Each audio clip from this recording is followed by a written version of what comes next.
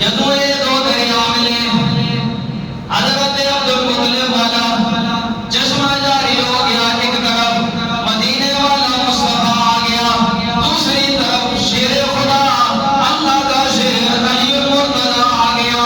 گویا کہ ایک مدینہ العلم بن گیا، دوسرا باب مدینہ العلم بن گیا، ایک مدینہ العلم بن گیا، دوسرا باب مدینہ العلم بن گیا، ایک شہر سی تے دوسرا در بن گیا، ایک شجر سی تے دوسرا ثمر بن گیا، ایک پیغمبر سی تے دوسرا ثمر بن گیا، ایک مصطفیٰ سی تے دوسرا مرتضیٰ بن گیا، ایک مصطفیٰ سی دوسرا مرتضیٰ بن گیا۔ کون الگ کرے؟ جو الگ کرے پھر قرآن دی آیتاں کٹو، الگ کر ہی نہیں سکتے، رسول اللہ نو اور علی نو کوئی جدا کر ہی نہیں سکتا۔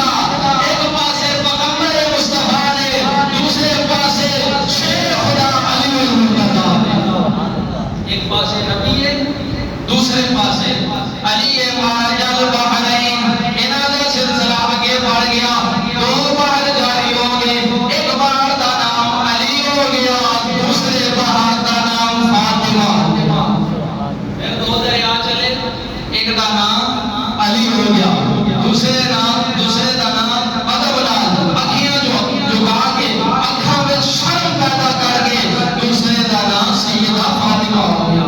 دو دریا چلے، پھر ایک دا نام علی ہو گیا، دوسرے دا نام سیدہ فاطمہ ہو گیا۔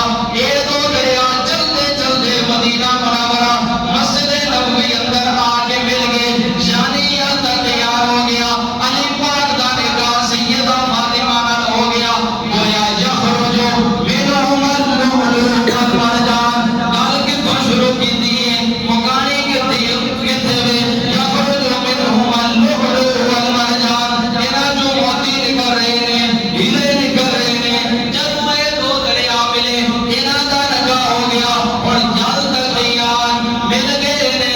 اہل لغت موتی نو بڑا کہندے نے، مونگے نو چھوٹا کہندے نے، یعنی بڑا اور چھوٹا۔